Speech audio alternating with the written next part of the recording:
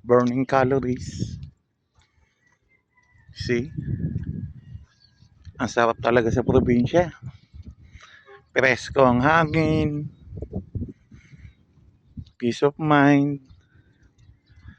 Dito hindi ka tatanda. Kasi laging mag-i-glow ang skin mo. Dahil hindi polluted ang air. Puro green ang nakikita mo. Mga hills, basakan. So, ganun lang kasimple dito. Hindi kailangan ng maraming pera para mabuhay. Lakad-lakad muna tayo.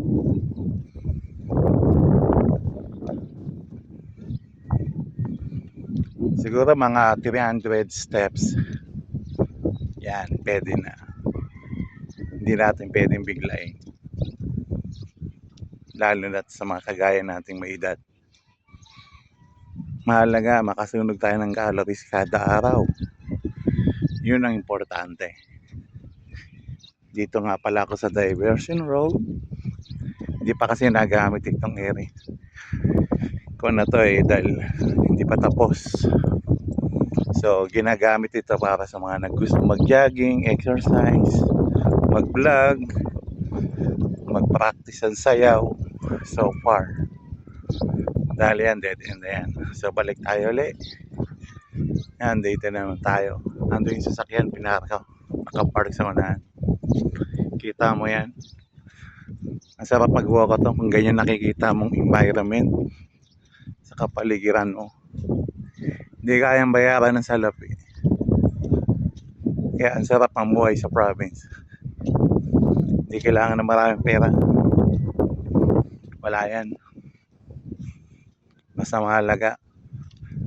Kumakain kahit 2 beses isang araw, okay na yan. Dahil bawal din. Lalo sa mga kagaya nating may edad. We need to control our lifestyle. Kita mo yung mga basak? Ganda, no?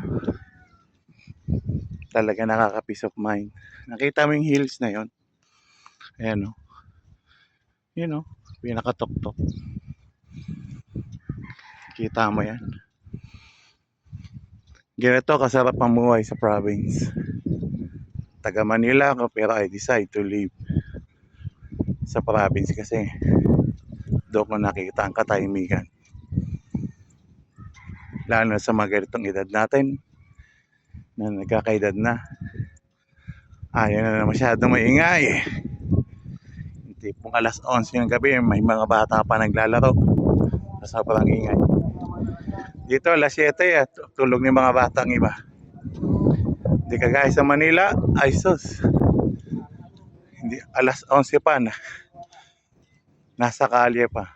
Which dapat may curfew. Kaya sa mga parents dyan, dapat protektahan yung anak nyo. Hindi yung tipong pababayaan nyo lang, lalo na ngayon. Ang gobyerno nito walang concern sa mga bata. Ang dami na kayang missing person ngayon. Lalo na mga bata.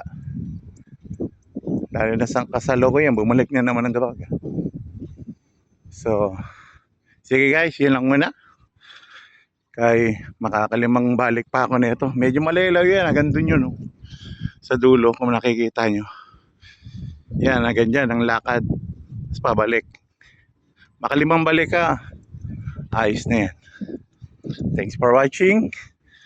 And God bless sa tanan.